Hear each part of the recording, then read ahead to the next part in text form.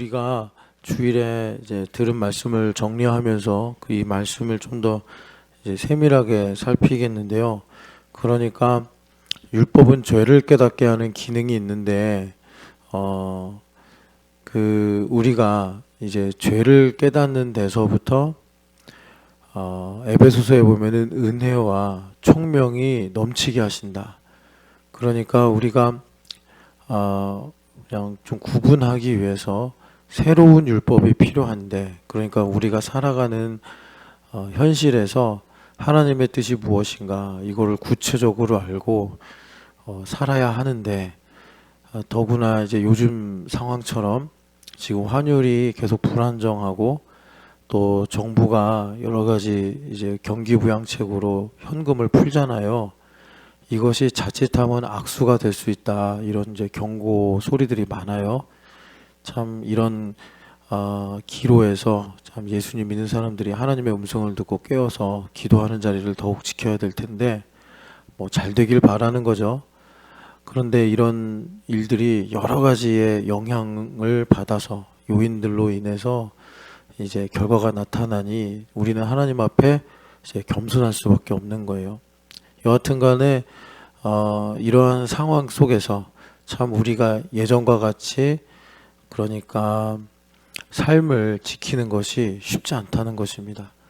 물질의 문제도 그렇지만 또 요즘에 뭐 여러 가지 우리나라 최근에 이 자살을 그러니까 제일 사망률이 높은 세대가 40대예요, 40대.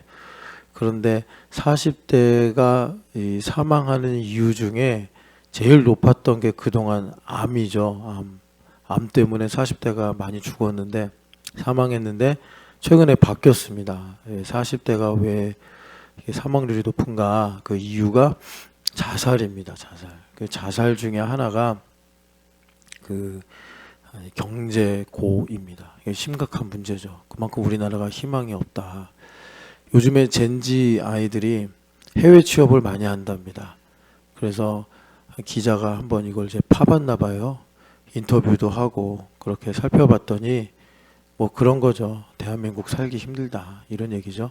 참 이런 얘기들을 쭉 보면 참 우리도 이거 여기서 빨리 탈출해야 되는 것이 아닌가, 이런 생각을 할 수도 있는데, 우리가 이제 그러지 않으려고 여기 새벽에 나와서 기도하는 거고, 또 소망은 해외에서 취업을 하는 거냐 이민을 가는 거냐 여기에 달려 있지 않고 이제 하나님의 손에 붙잡히는 거죠. 그러니까 우리가 또 청년들에게 교회됨의 복음을 전하려고 하는 것이고요. 여하튼 이 삶을 지키는 게 너무나 중요한 시대가 되었단 말이에요. 너무나 중요한 시대가 되었는데, 이제 삶을 지키는 것은 우리가 성경을 통해서 보니까 근본적으로 율법이 이제 중요하다. 그래서 느헤미야서에 보면은 초막절날 8일 동안 하나님 말씀을, 율법을 이렇게 이제 선포하고 듣게 하시면서 그것이 정점에 이르렀을 때 느헤미야를 중심으로 한 레위인들이 회개기도를 하면서 뭐라고 말하냐면, 하나님께서 우리에게 삶을 주시려고 이 계명들을 주셨는데 우리가 그 계명을 버려서 삶을 잃어버렸습니다. 이 회개는 다시 우리가 계명을 잘 지키고 준행하면 하나님께서 우리에게 삶을 회복시켜 주십니다. 이런 응답의 기도죠. 마찬가지로 우리도 참 경제가 어렵고 상황이 불확실하다 하더라도 이 계명, 지금 이제 구분하려고 새 율법이다라고 말씀드렸는데, 이 계명을 잘 지키고 살면 하나님께서 우리에게 영혼의 구원과 함께 이 구원의 열매들이 나타나는 복된 삶을 주시리라라는 것입니다. 그런 것들을 우리가 이제 이름을 붙여서 말하자면 하나님의 경륜에 편승해서 나의 삶에서 하나님의 섭리를 깨닫고 그 섭리를 좇아서 살아간다, 이렇게 우리가 말할 수 있겠어요. 그렇게 하나님의 경륜에 편승이 되려면 하나님의 이 시대에, 그러니까 하시는 일이 뭐냐, 시세를 읽어야 되고, 또 나의 삶에 또 이 내적으로 외적으로 자세하고 구체적인 하나님의 섭리가 뭐냐, 다스리시는 이치가 뭐냐, 왜 이런 일이 일어나며 또 하나님은 나에게 어떤 계획을 가지고 계시는가, 이런 것들을 우리가 이제 알아야 할 터인데, 그런 지혜와 총명이 우리에게 넘치도록 하시는 하나님의 방법이 뭐냐 알고 보니까 그러니까 나를 성찰한다. 우리가 종종 이렇게 말하는데 이걸 좀 더 정확하게 말하면 내가 얼마나 죄인인지를 깊이 있게 깨닫게 하신다. 내가 얼마나 죄인인지를 깊이 깨닫게 하시면 그러니까 제일 먼저이기도 하고 이게 사실은 가장 중요한 것이기도 한데 타인이 나보다 다 훌륭해 보여요. 다른 사람들이 심지어 원수라고 해도 참 훌륭하십니다. 그러니까 하나님의 은혜가 아무런 그러니까 매개체 없이 진공 상태에서 나에게 임하는 것이 아니라 크게는 나와 가까이 있는 사람들, 교회와 가족들, 멀게는 이제 하나님께서 만드신 자연, 모든 이 하나님의 피조물을 통해서 오는 거지 아무것도 없이 하나님과 나 사이에 그냥 이렇게 뚝 떨어지는 게 아니거든요. 그러니까 내가 은혜 없이는 살 수 없으니 나와 가까이 있는 교회 교우들과 또 가족들을 내가 가볍게 나보다 못하다 이런 느낌으로 불편하게 그렇게 대할 수가 없는 거예요. 항상 귀빈을 대접하듯이 하나님의 은혜 때문에 우리가 낮아지고 또 정성을 다하고 이제 이런 태도를 가지고 이제 살게 되는 것입니다.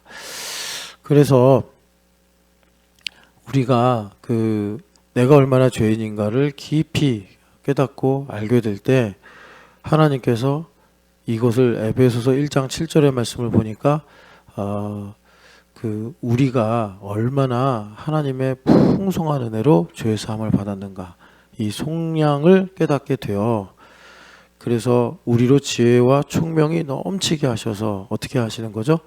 하나님께서 예정하신 바 하나님께서 나를 기업으로 삼으신 그 모든 어떤 하나님의 계획들 하나님의 또 일하시는 것들 이런 것들을 내가 깨닫고 알게 되는데 이것을 이제 그 다음에 보면은 성령 하나님께서 나의 삶에서 내 안에서 인치시고 보증하셔서 그러니까 우리에게 믿음을 더 주신다는 것입니다. 내가 하나님께서 나를 일본의 이 선교 영광을 위해 부르셨는데 성령 하나님께서 나의 삶에서 구체적으로 맞다라는 이런 이제 증거들을 주셔서 우리로 이제 믿음의 경주를 감당하게 하시는 것입니다. 그래서 여러분 오늘 이제 우리가 여기 3장에서 율법을 좀 더 자세히 보려고 하는데 우리의 죄는요. 내가 얼마나 이 계명에 나와 있는 죄를 어기느냐보다 사실 본질적인 죄는 내가 멈추는 거예요. 그러니까 성경에 보면은 바울 사도가 대표적인데 믿음을 다름질로 많이 비유하시잖아요. 그래서 심지어 이분이 이제 돌아가실 때, 이제 순교할 때 가까이 왔을 때 유언처럼 남기신 그 디모데후서 4장 7절 보면은 나는 달려갈 길을 마쳤다. 멈추지 않았다는 거잖아요. 계속 히브리서의 말씀처럼 나에게 주신 그 믿음의 경주를 나는 멈추지 않고 포기하지 않고 뭐 그게 요즘 말하면 하프 마라톤이든 풀 마라톤이든 그걸 다 완주하셨다는 거예요. 이제 그런 구체적인 더 자세한 내용은 고린도전서 9장 뭐 이런 데 나와 있죠. 그러니까 이분이 그렇게 고백하신 것처럼 우리도 마찬가지예요. 우리에게 죄라면 정말 나에게 실패를 나에게 죽음을 가져오는 죄는 멈추는 거지. 이제 우리가 그러니까 계명으로 문제가 되는 죄는 죄가 아니다 이 얘기는 아니고 그런 것들을 통해서 나를 성찰하여 하나님의 은혜 가운데 더 주님을 가까이해서 믿음의 주요 온전케 하시는 이게 이제 의역이 된 건데 믿음의 시작이요 믿음의 끝이신 예수님. 그러니까 우리의 알파 오메가 예수님이시잖아요. 믿음에 있어서도 마찬가지라는 것입니다. 나에게 믿음을 주신 분도 예수님, 믿음을 완성하신 분도 예수님. 그래서 내가 예수님을 향해서 달려가는 것이 우리 인생인데 멈추는 게 죄다. 이렇게 말씀하는 거예요. 그래서 이제 우리가 이런 복된 삶을 살려면 율법을 잘 알아야 된다. 그래서 오늘 그 율법에 관한 내용으로 19절부터 22절을 이제 보려고 하는데 여기 보면 그런즉 그러니까 그러므로 율법은 무엇이냐 이렇게 질문으로 19절에 시작을 하는데 왜 이런 질문이 있었냐면 여기 19절부터 쭉 보시면 율법과 대비돼서 나오는 것이 약속이라는 말씀입니다. 그러니까 율법과 약속을 지금 번갈아 가면서 바울 사도가 설명하고 계시는데, 그러면 이 약속은 뭐냐? 그러니까 율법은 모세를 통해서 하나님 주셨는데, 그 모세 이전에 사실 믿음의 시작은 아브라함이잖아요. 그런데 아브라함 때는 이제 율법이 없었단 말이에요. 한참 전이니까. 아브라함은 BC 한 1900년 사람, 모세는 BC 1500년 사람이니까 아브라함이 한참 선조죠. 그런데 아브라함이 그렇게 이제 하나님 믿고 살 때 율법이 없었단 말이에요. 뭐 굳이 율법을 하나 말하자면 이제 할례를 베푸신 건데, 이 할례도 하나님께서 아브라함의 이제 믿음을 보시고 행하신 거지 할례를 베풀어서 구원하신 건 아니더라. 바울 사도가 그렇게 말씀하시는데, 그래서 여기 보면은 이제 언약 15절에 보면 언약도 나오는데 다 이게 이제 약속입니다. 그래서 약속과 율법을 대비하면서 율법이 무엇이냐 이렇게 말씀하세요.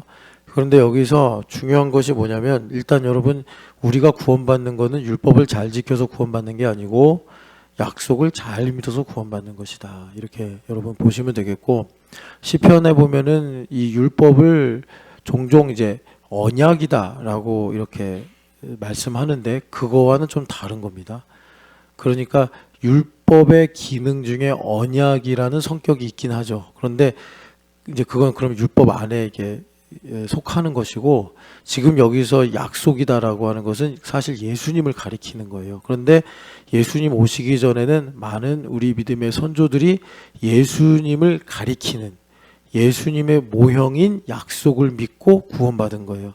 다윗은 어떤 하나님께서 왕으로 세우신 이런 내용들, 대표적으로 아브라함은 이제 아들을 주시겠다라는 그 약속을 믿고 구원받은 거고, 우리로서는 이제 그 약속의 실체이신 예수님을 믿고 구원을 받는데, 예수님을 믿고 구원받는데 이제 그 예수님을 믿는 우리에게 다시 우리 하나님께서 귀납적으로 약속을 주시죠.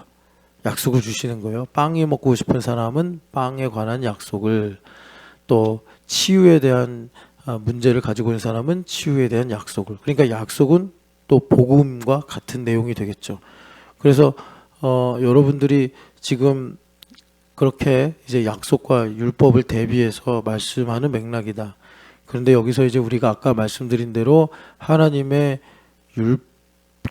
하나님의 그 경륜과 우리가 하나님의 섭리를 깨달으려면 내가 죄가 무엇인지를 깊이 아는 일종의 성찰이 필요한데, 성찰의 은혜를 받아야 되는데, 그러려면 우리에게, 그러니까 나를 성찰케 하는 기능은 거룩한 율법이란 말이에요. 그래서 우리가 율법을 잘 알아야지 제대로 길을 가서 뭐 이제 우리 교회로 말하면 무의식의 세계까지 우리가 나를 깊이 성찰할 수 있어야 된다. 영적으로 성찰해야 된다라는 것입니다. 자, 그래서 율법이 무엇이냐? 그런데 여기 19절에서 22절이 좀 어려워요.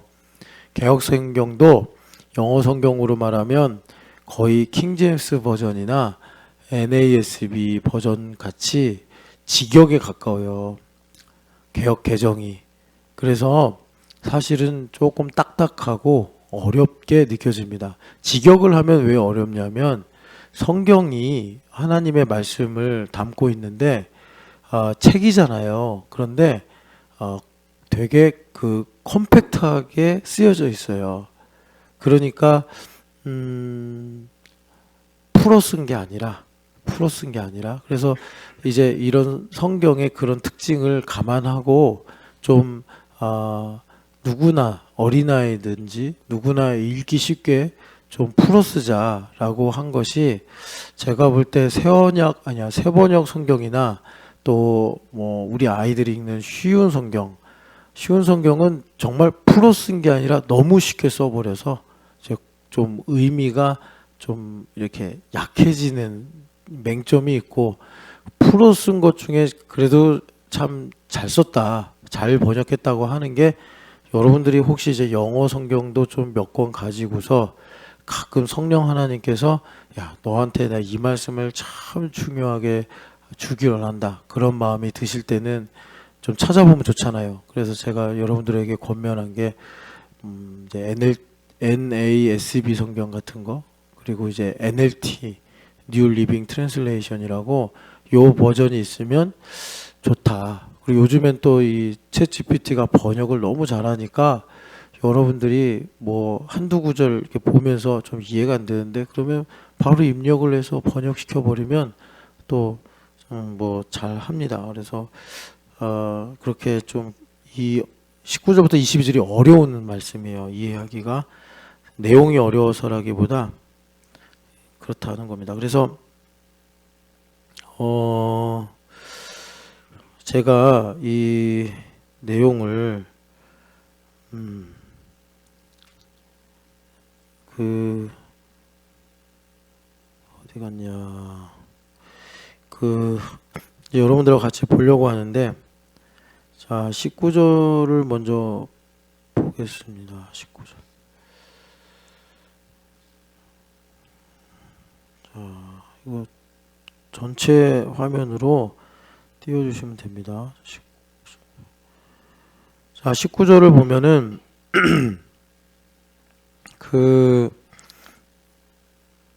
이게 이제 NLT 성경이거든요. NLT 성경인데 여기까지는 뭐 한글 성경하고 별 차이가 없죠. 여기까지는. 그러니까 왜 율법을 주셨느냐? 율법은 무엇이냐? 율법을 하나님이 왜 주셨냐? 약속을 믿고 구원받는데 하나님께서 왜 율법을 주셨느냐? 개역개정 성경을 보면은 범법함으로 더하여 진 것이라. 여기가 되게 중요해요. 근데 여기서는 보면은 좀 풀었었죠. 우리가 얼마나 죄인인지를 하나님께서 가르쳐 주시려고 율법을 주신 것이다. 그러니까 지금 여러분들이 잘 이제 집중해서 여기 19절을 보면은 우리가 죄를 지어서 율법을 주신 것이다 라고 읽혀지잖아요. 19절의 개역개정은 범법함으로 더해진 것이다. 그러니까 죄를 많이 짓고 또 나쁜 짓을 많이 해서 하나님께서 율법을 주신 것이다. 이렇게 말씀하는데 NLT 성경은 이거를 우리가 얼마나 죄인인지를 하나님께서 알게 하시려고 율법을 주신 것이다.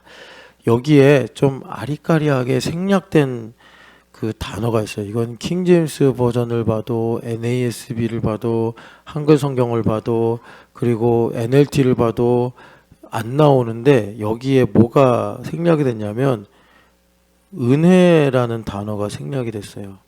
그러니까는 여러분들이 헬라어는 모르시지만 이 헬라어 자체도 번역이 되게 어렵게 쓰여졌어요. 왜 그런 거냐? 다시 말씀드리면 컴팩트하게 쓰여졌어요. 왜 성경이 그러면 컴팩트하게 쓰여졌느냐?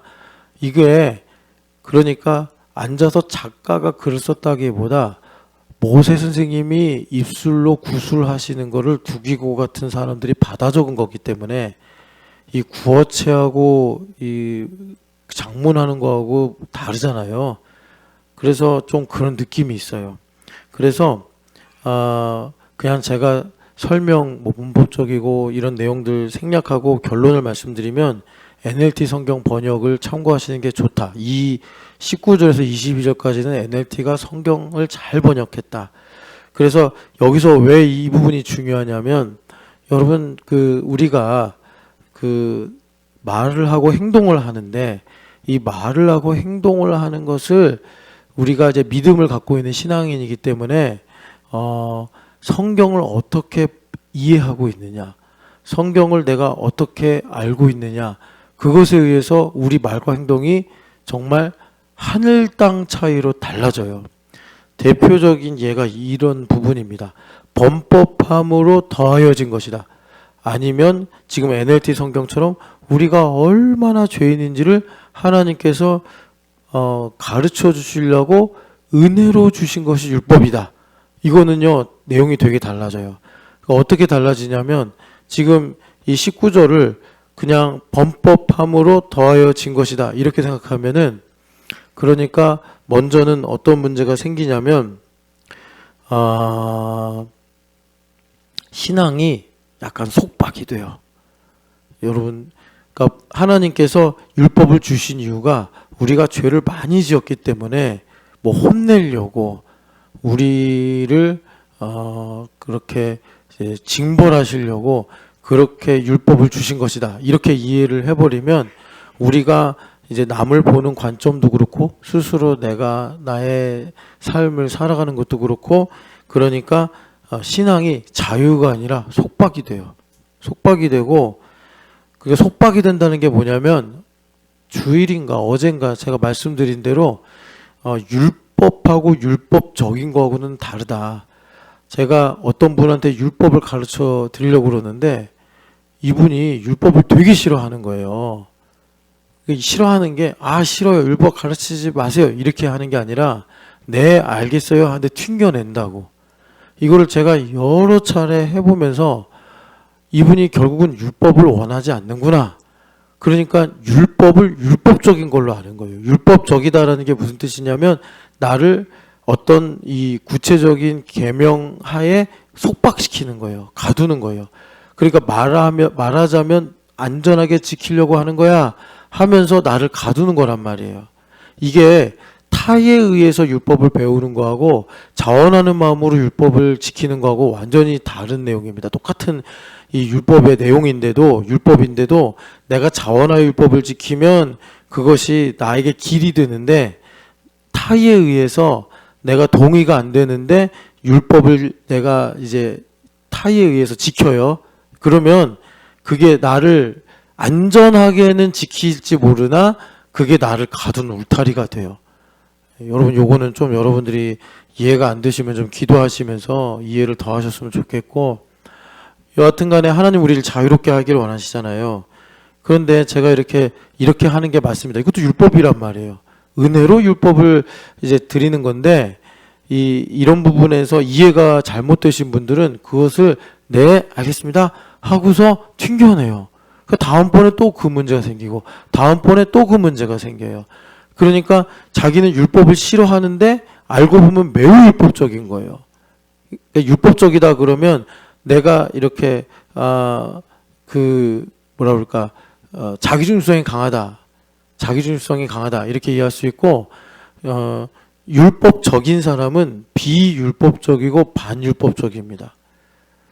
제가 주일날에 이걸 좀 간단하게 설명하려고 그림처럼 좌표 평면을 그려서 중심이라는 Y좌표 그리고 율법이라는 X좌표를 그려서 이렇게 크게 말하면 네 가지 부류로 나눌 수 있다. 이렇게 말씀드린 거 기억하시면서 그래서 여러분 여기 구절을 기왕 이제 오늘 새벽 예배 나와서 보셨으니까 이걸 알았든 몰랐든 내 안에 율법이 어떤 개념으로 들어와 있는가를 살펴보시면서 여러분들이 이 말씀을 몰라도 율법에 대해서 부정적인 생각을 가질 수 있잖아요. 그러니까 율법에 대해서 부정적인 생각을 가지고 있는 사람은 내가 어떤 분명한 뜻을 가지고 있는데 그것에 대해서 타인이 이렇게 하면 어때? 라고 조언을 하거나 간섭하는 걸 되게 싫어해요. 그런 사람이 율법적인 거예요. 그런데 이게 거꾸로 돼서 그렇게 간섭하는 사람이 율법적이야 이러면서 그런 것들을 거부한다고. 그런데 알고 보면 자신이 율법적이란 말이에요. 남의 소리를 하나도 안 듣는 자기중심성이 엄청 강하기 때문에. 그래서 우리가 정말 삶을 얻고 삶을 잘 영유하면서 하나님께 영광 돌리고 살려면 느헤미야서의 말씀처럼 우리가 율법을 알아야 된단 말이에요. 제대로 율법을 알아야지 이 흑암의 세상에서 우리가 그러니까 복되게 살아갈 수 있다라는 것입니다. 그래서 여러분들이 3장 19절을 몰랐다 하더라도 개념의 형태로 모든 사람들에게 이 율법에 대한 이미지가 다 있어요. 그래서 여러분들이 내가 범법함으로 더하여진 것이라 라는 형식으로 하나님께서 나에게 율법을 주신 것은 내가 죄가 많으니까 나를 혼내려고 나를 가두려고 율법을 주신 것이다 라는 느낌으로 내가 신앙을 가지고 있는지 아니면은 이걸 풀어서 지금 NLT 성경으로 보는 것처럼 하나님께서 율법을 주신 건 선물인데 이 선물의 좋은 의미가 무엇인가 봤더니 내가 죄를 모르면 은혜를 모르니까 내가 얼마나 나만 알고 교만하고 내가 얼마나 세상을 사랑하고 내가 얼마나 하나님을 안 사랑하는지를 알게 하시려고 how guilty they are. 우리가 얼마나 뼛속까지 하나님을 향한 반감으로 사무쳐 있는지를 알게 하시려고 하나님께서 은혜로 선물로 율법을 주신 거구나. 이 개념으로 바뀌어야 된다는 거예요. 이게 되게 중요해요. 그래서 제가 새벽에 여러 버전의 성경을 찾아봤는데 이 NLT만 그래도 가장 가깝게 번역을 해서 소개를 하고 있는 겁니다. 자, 그래서 여기 보면은 이 부분도 중요해요. 율법의 체계는 this system of law는 지속된다. 오직 언제까지만 지속되냐면 coming of the child, 그러니까는 예수님입니다. 더 차일드니까. 그러니까 예수님께서 오실 때까지 이 율법의 시스템이 지속되게 돼 있다. 요 성격을 여러분들이 아셔야 돼요. 왜냐하면 그러면 이제 율법은 예수님 오셨으니까 끝이냐라는 한계를 넘어갈 수 있어요. 그러니까 예수님 오시면서 바울 사도가 이제 자기가 할례를 받지 않아야 된다, 안 와도 구원 받는다, 이 얘기를 막 전파하고 다니니까 야고보 선생님도 그러는데 당신이 그 율법을 이렇게 훼손하고 무시하는 사람으로 소문이 나 있다. 그래서 사실 그 3차 전도 여행 마치고 그 어디죠? 예루살렘 성전에 가서 이제 정결 그 서원에 대한 그 예법에 따라서 이제 머리를 미는 이제 이런 일이 있었단 말이에요. 나시린들 그랬잖아요. 그런 것처럼 자기가 이제 로마로 가리라 하는 소원을 이제 지키려고 그런 의식을 유대인의 그 예법에 따라서 다 지키는데 바울 사도가 그런 오해 때문에 내가 율법을 폐하는 사람이 아니지 않냐. 사실 예수님도 그런 오명을 쓰셨죠. 예수님께서 그래서 천국복음을 전하시면서 나는 율법과 선지자를 폐하러 온 것이 아니다. 그러니까 바울 사도도 그렇고 예수님도 그렇고 율법을 더 율법되게 하려고 하나님께서 선물로 율법을 주셨는데 이게 더 좋은 선물이 되게 하시려고 온전한 선물이 되게 하시려고 우리에게 복음을 주신 거란 말이에요. 그러니까 율법의 시스템이 어떤 거죠? 나를 성찰하는 거예요. 여러분 이제 조금 있으면 제가 기대하는 영화가 하나가 있는데 크리스토퍼 놀란의 오디세이라는 영화예요. 그 이제 일리아드하고 오디세이 두 개가 있잖아요. 호메로스가 쓴 그 소설이라고 해야 되나? 서사시라고도 하고 그러는데 그 일리아드는 주인공이 그 사람이잖아요. 그 헤라클레스. 그 싸우는 거잖아요. 트로이 목마 사건 있는. 그래서 그 우리의 인간사, 세상사를 그 복수, 분노 뭐 이런 걸로 이렇게 이제 엮은 거고 그 전쟁이 끝난 다음에 이제 오디세이가 집으로 가는데 집으로 가면서 뭐 별의별 이제 뭐 말하자면 모험, 여러 난관을 거치잖아요. 그러니까 이건 우리 내면을 조명한 거란 말이에요.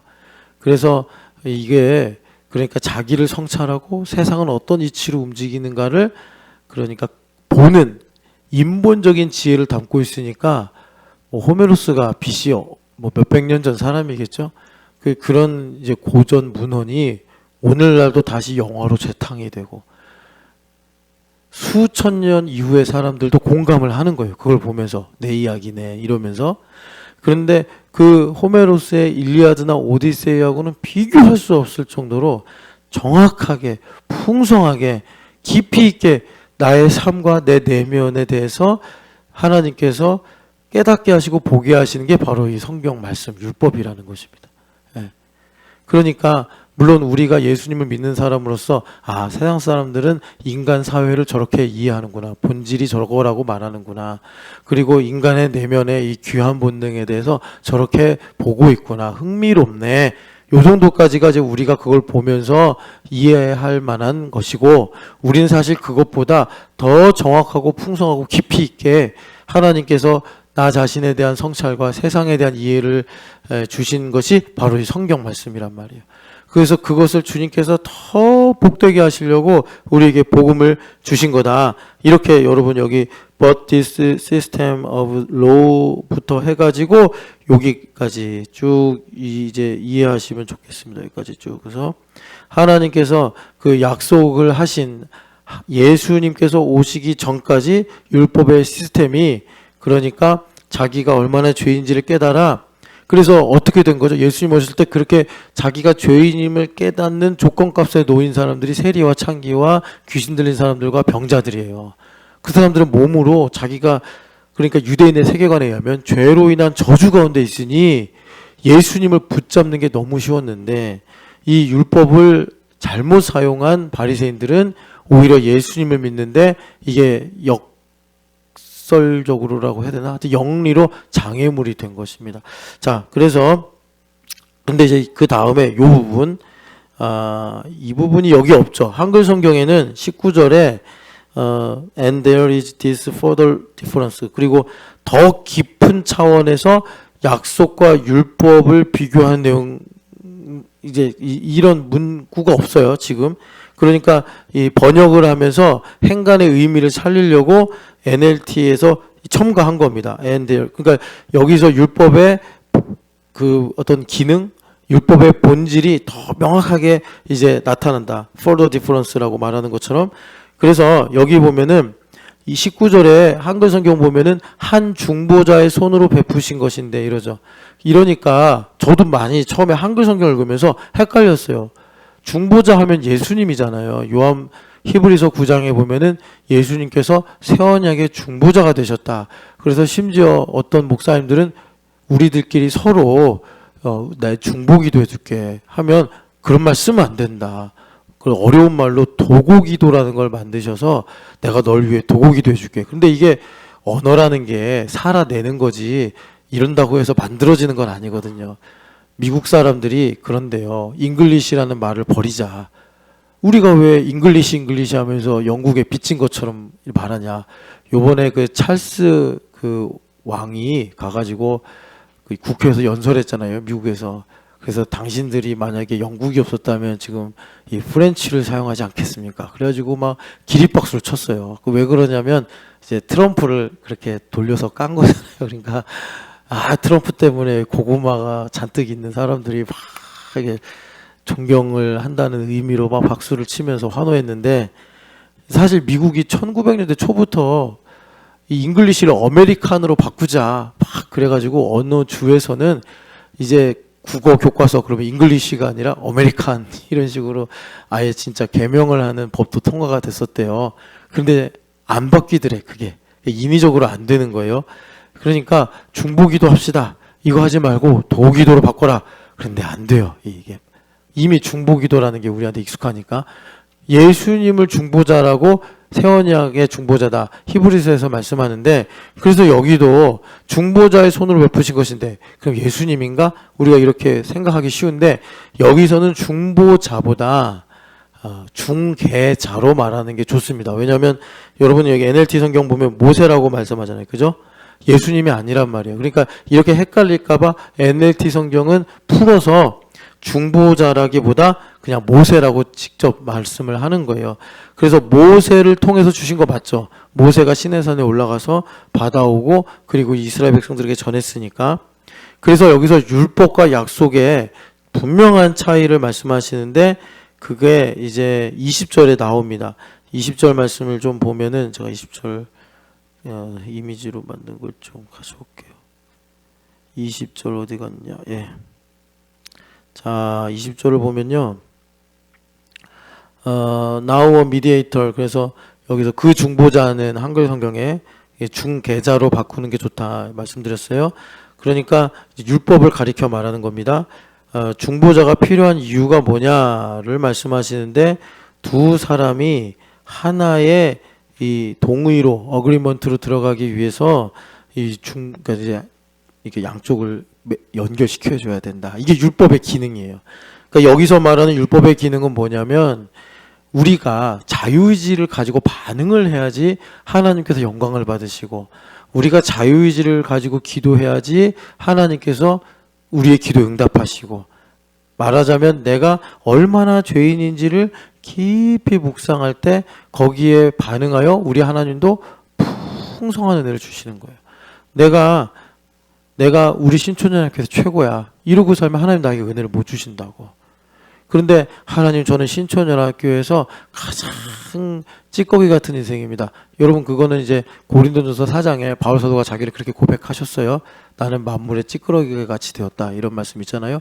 그렇게 내가 하나님 앞에 지극하게 겸손해지면, 그러니까 만물의 찌꺼기가 되었다라는 바울 사도의 말씀은 뭐냐면, 바울 사도가 천하를 다니면서 이방인들을 전도하고 다니는데 유대인들이 보면 이방인들 완전히 개판이란 말이에요.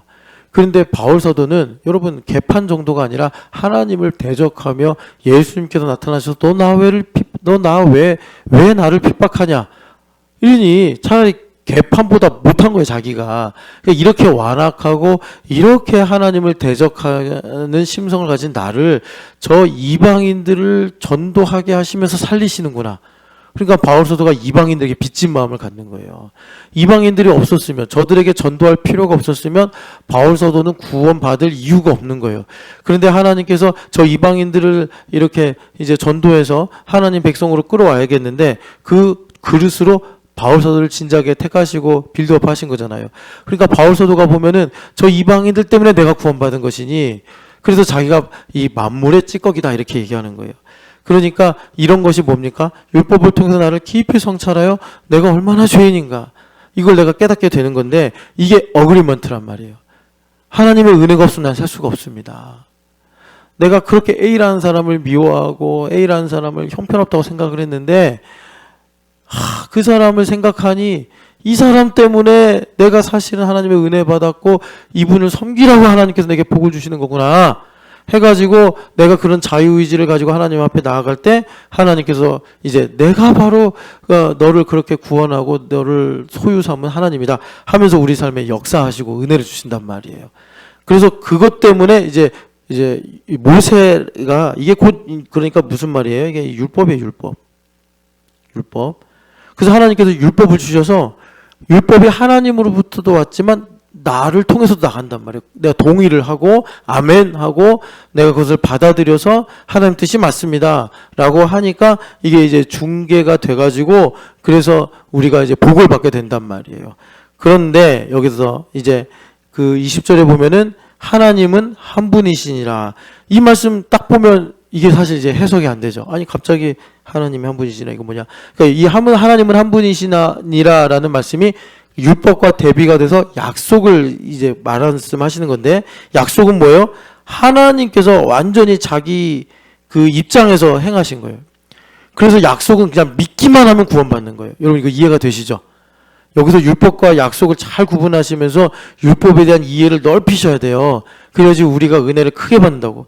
그러니까 여러분, 이것이 어떤 말씀으로 나타나냐면 창세기 15장에 보면 하나님께서 아브라함과 약속을 맺으시죠. 15장 여러분 기억하시죠? 15장에 하나님께서 내가 너의 상급이요 너의 방패니라 하시고, 아브라함이 그 말 들으니까 믿음이 아직은 없어서 엘리에셀이나 주세요. 그랬더니 하나님께서 아니다, 너 몸에서 난 자라야 너의 상속자니라. 그래가지고 하늘의 별을 보여주시면서 이렇게 내가 너한테 많은 자손을 줄 거야. 교회의 영광을 보여주신 겁니다. 교회의 영광을 보고, 그러니까 여러분들도 교회의 영광을 많이 봐야 돼요. 저도 마찬가지고요. 우리 다 교회 영광을 봐야 돼요. 교회 영광을 볼 때 믿음이 생기는 거예요. 그래서 아브라함 믿음이 생겼어요. 그래서 유명한 말씀 15장 6절 말씀, 아브라함이 여호와를 믿으니, 그 약속을 믿은 거죠. 약속을 믿으니 하나님께서 그를 의로 여기셨다. 여기 이제 이신칭의가 생기는 거예요, 교리가. 그래서 아브라함이 약속을 믿어버렸어요. 그랬더니 하나님께서 이 믿음을 더 공고하게 하시려고 어떻게 하셨죠? 이제 재물을 가져와라. 그래서 소와 양과 이런 것들 쪼개게 하셨잖아요. 그리고 그 당시 많은 언약식이 그랬어요. 뭐 왕과 귀족이 맺는 거, 왕과 왕이 맺는 언약식이 죽은 이 동물의 가운데를 지나가게 해서 그러니까 이 약속을 안 지키면 너나 나나 죽는다, 이런 생명을 건 맹세를 했단 말이에요. 그 당시 이게 고대 근동의 일종의 정형화된 풍습이에요. 그런데 하나님께서 그렇게 아브라함에게 이 예물을 가져와서 쪼개게 하신 다음에 어떻게 했죠? 아브라함은 안 지나갔어요. 하나님만 지나가셨어요. 횃불로. 그거예요. God acted on his own. 뭐 will 뭐 이래도 되고, 뭐 그분의 뭐 life 이래도 되고. 그래서 하나님 약속은 하나님께서 하시고, 사실 우리도 쌍방으로 지켜야 되는데 하나님께서 나에게 지키게 하실 힘도 주시고 지킬 만한 지혜도 주시고 믿음도 주셔서 이걸 이제 지키는 약속을 완성하시는 것입니다. 그러니까 여러분 그 약속 중에 약속이 예수님이잖아요. 예수님께서 십자가에 오셨죠. 그래서 어떻게 하셨죠? 하나님이 죽으셨잖아요. 그 횃불 원양이 그래서 예수님을 가리키는 거예요. 하나님이 죽으셨어요. 내가 죽어야 되는데 사실. 근데 하나님이 죽으시고 하나님께서 우리를 구원하셨어요. 약속이 이제 그런 성격이 있다는 것입니다. 자, 그래서 이제 21절을 보면은 다시 한번 그러면 율법이 하나님의 약속들과 반대되는 것이냐 이렇게 말씀해요.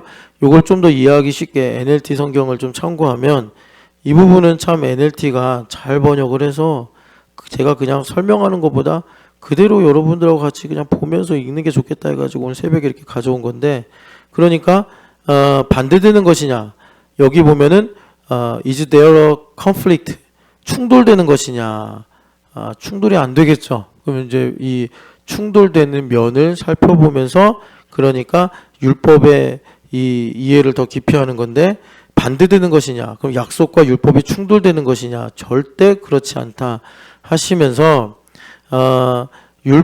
여기 이제 21절 보면은 결코 그럴 수 없느니라. 만일 능히 살게 하는 율법을 주셨더라면 의가 반드시 율법으로 말미암았으리라. 이 말씀을, 그러니까 절대 그럴 수 없다. 율법이 우리에게 새로운 생명을 준다면 우리는 그것을 순종함으로 의를 이제 입게 되는 거 아니겠냐, 이렇게 말씀을 하는데,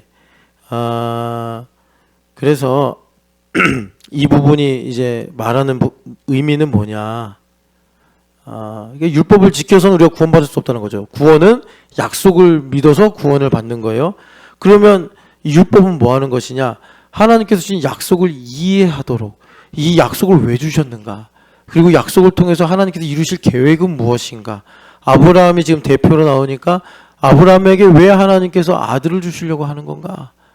사라가 임신을 못하게 해서 하나님께서 그 아들을 이제 주시려고 하는 거죠.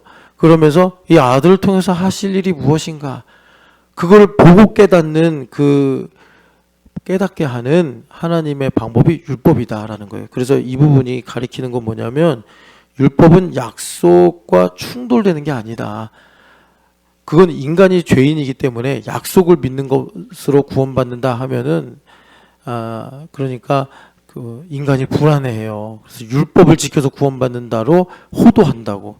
그래서 하나님께서 율법과 약속은 충돌되는 게 아니라, 율법은 기능이, 바울사도가 말씀하시잖아요. 죄를 깨닫게 한다. 죄를 깨닫는다는 것은 뭐냐면 사실은 은혜로 나아가게 한다는 거죠. 그래서 내가 하나님의 은혜로 더 나아가게 하고 하나님 앞에 겸손하게 하면서 하나님께서 내게 주신 약속이 얼마나 큰가, 얼마나 아름다운가, 하나님께서 이 약속을 이루시는 지혜와 능력이 얼마나 무궁한가, 이것을 내가 깨달으려면 지혜와 총명이 필요한데, 그 지혜와 총명이 뭐예요? 바로 죄를 깨닫는 거에서부터 오더라. 왜냐하면 하나님은요, 전능하시기 때문에 우리를 가르칠 필요가 없어요. 우리한테 어떤 지혜를 주시려면 그냥 주면 돼요. 그럼 우리는 어떻게 해요? 받으면 돼요. 하나님은 주시면 되고, 얘다 가져가라. 그럼 우리는 받으면 돼. 그럼 문제는 뭐예요? 안 받으려고 한단 말이에요. 교만해서. 필요 없다고 그러고 구하지도 않고. 그러니까 하나님께서 어떻게 하면 주시는 거예요? 내가 죄를 깨닫고 겸손해지는 거예요. 그래서 아삽의 시처럼 나는 하늘에서 사모할 이가 주밖에 없사오며 이 땅에서는 또 하늘에는 주밖에 없사오며 이 땅에서는 사모할 이가 우리 주님밖에 없습니다. 겸손해질 때, 그러면 너 이거 지혜 가져라. 그럼 내가 아이고 좋습니다 하고 갖는단 말이에요. 그게 뭐예요? 주님께서 그러니까 이제 우리를 교회에 두시고 나에게 지혜를 주려고 기회를 한번 딱 주신다고. 근데 우리가 교만하면 바빠요. 소 팔러 가야 돼요. 저 땅 계약하러 가야 돼요. 그 예수님께서 천국잔치 바리새인을 혼내려고 주님께서 그 비유 들지 않으셨습니까? 그러니까 불로만 주시면 감사합니다 라고 하는 저 길거리에 돌아다니는 사람들, 아무도 찾지 않아주는 거렁뱅이들, 그런 사람들 이제 임금이 초대한다고 하지 않습니까? 그랬더니 그 사람들이 듣고서 야, 나도 한번 이 왕이 사는 궁전을 보게 되는구나 해가지고 그 사람들은 다 거절하지 않고 와서 그 혼인잔치를 다 채웠다는 거 아니에요. 이게 천국이니라. 교회는 천국이 이루어지는 곳 아닙니까? 그래서 여러분 율법은 뭐라고요? 하나님께서 우리에게 이 약속이 얼마나 아름답고 귀한지를 깨닫고 알게 하시는 겸손을 주는 하나님의 은혜의 선물. 아, 내가 참 죄인이구나. 정신없이 사는 인생들이 호메로스가 쓴 이 일리아드와 오디세이를 보면서 아, 인간이란 이런 존재구나. 그 정도만 알아도 훌륭하다, 고상하다 그러는데 우리는 그것과는 비교할 수 없는 이 율법을 주신 하나님의 눈으로 보면 그건 다 일부이거나 일부를 과장하거나 아니면은 맞지도 않는 것들을 아이들이 이제 퍼즐을 맞추는데 퍼즐을 맞출 수 있는 지력이 부족하면 그냥 지가 맞추고 싶은 대로 막 해놓고서 완성했다. 근데 하나도 완성이 안 되는 이제 그런 느낌의 그걸 갖고서 대단하다 이러는 건데 하나님 보시면 하나도 안 맞는데 하나님께서 우리에게 이렇게 율법을 주셔서 인생은 어디로부터 와서 어디로 가는가 이것을 아주 섬세하게 아무도 다치지 않게 소외되지 않게 하나님께서 그렇게 말씀하시는데 이것을 내가 깨닫게 되면 아 하나님께서 나를 어머니 뱃속에서부터 이것을 위해 창조하셨고 또 하나님께서 나를 위하여 이런 일들을 예비하셨구나 하면서 우리가 복되게 하나님의 약속을 믿으며 구원받는 인생을 살 수 있게 되더라라는 것입니다. 그래서 여기 보면은 만일 능히 살게 하는 율법을 주셨더라면 의가 반드시 율법으로 말미암았으리라. 그러니까 이 말씀 뭐라고요? 약속을 믿고 구원받는 거다. 그러면 율법은 충돌되는 게 아니라 율법은 뭐라고요? 그 약속을 더 감사하게. 그래서 여러분 그 약속을 믿어서 그 이제 그 말하자면 그리스도의 장성한 분량에 충만한 데까지 이르렀을 때가 창세기 22장이란 말이에요. 자기가 얼마나 죄인인지를 깨닫고 뭐 여러 가지로 이제 하나님의 은혜의 풍성함을 알게 된 그 아브라함이 이삭을 바쳐라 했을 때 거기에 대해서 하나님을 경외함으로 이제 모든 불신이나 모든 뭐 의심 이런 것들을 다 그냥 무론하고 순종함으로 이제 하나님의 더 깊고 풍성한 뜻을 깨닫게 되는 거죠. 그래서 이제 마지막으로 22절을 저번에도 한번 인용하면서 우리가 그러니까 하나님께서 우리에게 그 가지고 계신 계획과 뜻을 아는데 그때 알게 하시는 것이 그 이제 우리가 얼마나 죄인인지를 깨닫는 것이다. 이게 비밀이다. 라고 말씀을 드렸어요. 그래서 여기 22절 NLT 성경을 보면은 The Scriptures 하면서 죄 가운데 가두었다. 이것을 declared라고 이제 말씀하죠. 우리가 모두 죄의 종이라는 것을 선언하고 있다라는. 그래서 어떻게 하는 거죠? 예수님께로 우리를 인도한다. 이렇게 말씀하고 있는 거예요. 우리를 예수님께로 인도한다. 뭐죠? 그러니까 여러분 이거예요. 예수님께로 인도한다는 거는 자, 이 부분을 복음서에 보면은 예수님께서 자, 삭개오 예를 듭시다. 삭개오는 이 말씀이 그 마음에 응했던 사람이에요. 돈도 벌어보고 좋은 집도 사보고 했는데 마음에 허한 거예요. 친구들도 많죠. 다 뭐 죄인들이라고 하지만 여하튼 자기를 좋아하는 사람들도 뭐 이렇게 여럿 있는데도 불구하고 성경이 우리에는 이제 죄의 종들이다라고 이제 선포를 하는 이것이 자기 마음에 응한 거죠. 응해서 어떻게 한 거죠? 예수님 얼굴만이라도 한번 봤으면 좋겠다. 이런 뭐 거룩한 호기심, 갈망 이게 생겨가지고 나무 위로 올라갔다가 예수님 만난 거잖아요. 마찬가지예요. 이 성경이 즉 이제 율법이잖아요. 이 율법을 통해서 우리가 예수님께 나의 모든 마음과 생각에 초점을 모을 수 있도록 주님께서 우리에게 은혜를 베푸셔서 나의 삶의 곳곳에 계신 순간순간에 계신 예수님을 삭개오처럼 갈망하고 또 내가 바라보게 하심으로 어떻게 되는 거죠? 그러니까 그 예수님을 우리가 여기 보면 예수님을 믿도록 한 것처럼 예수님을 만나고 예수님을 찾고 예수님을 발견했을 때 삭개오야 오늘 내가 너의 집에 유하여야 하리라 유하여야겠다 하실 때 삭개오가 스케줄을 좀 조정 좀 해야 되는데요. 선약이 있는데요. 그런 것 뭐 하나 문제 삼지 않고 오시기만 하면 얼마나 좋습니까? 이제 이렇게 예수님 믿게 했다는 거예요. 오늘 우리의 삶에도 율법이 그러하여 나의 삶에 적용이 될 때 교회됨으로 하나님의 풍성한 은혜를 누리고 산다. 그래서 그 아래 이제 한글 성경 29절 같이 읽어보겠습니다. 28절부터 29절. 너희는 유대인이나 헬라인이나 종이나 자유인이나 남자나 여자나 다 그리스도 예수 안에서 하나이니라. 너희가 그리스도의 것이면 하나님 아브라함의 자손이요 약속대로 유업을 이은 자니라. 아멘. 자, 그래서 어떻게 되는 거죠? 우리가 먼저 27절 위에 보면 예수님과 하나가 되는 거예요. 율법 때문에 하나가 되는 거예요. 하나가 돼서 예수님 안에서 우리가 이제 공동체가 되고 예수님과 합하여 옷을 입어 우리가 뭐 여러 가지 이제 그 차별이 있음에도 불구하고 믿음으로 하나가 될 때 하나님께서 그 약속에 있는 대로 하나님의 기업으로서 우리가 얼마나 하나님의 풍성한 은혜와 사랑 가운데 있는지를 깨닫고 알게 하신다라는 것입니다. 그래서 여러분 우리 안에 율법에 대한 이해가 부족하거나 아니면 율법이 왜곡이 되어서 내 안에 비율법적 반율법적인 생각 가장 우리 안에 흔히 일어나는 일은 다른 사람의 이야기를 들을 때 내 안에 벽이 생기고 마치 유대인이 헬라인에게 헬라인이 유대인에게 말할 때 에베소서처럼 중간에 막힌 담이 있다. 그래서 하나가 안 되는데 이것은 사실 알고 보면 하나님과 우리 사이에 막힌 담인데 예수님께서 그의 육체로 그 막힌 담을 허무셔서 우리가 하나님의 은혜로 들어갈 수 있는 믿음을 주셨는데 그런데 이 믿음으로 말미암아 우리 땅에서 일어나는 동시 상황이 뭐냐면 헬라인과 유대인 사이에 종과 자유인 사이에 막힌 담이 허물어진다.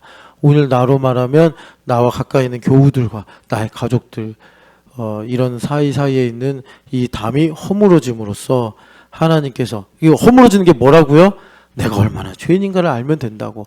그 사람이 얼마나 잘하는가가 아니라 내가 얼마나 죄인인지를 알면 된단 말이에요. 그러면 내가 겸손해져서 하나님께서 나에게 얼마든지 말씀하시고 지혜와 총명을 더하실 수가 있고 그것을 내가 선물로 받게 될 때 하나님은 참으로 옳으시구나. 하나님은 참으로 나를 변함없이 틀림없이 사랑하시는구나. 하나님의 은혜는 정말 풍성하고 담이 없구나. 그렇게 될 때 여기서 중요해요. 나에게서 자원하는 마음, 자유의지가 일어나는 거예요.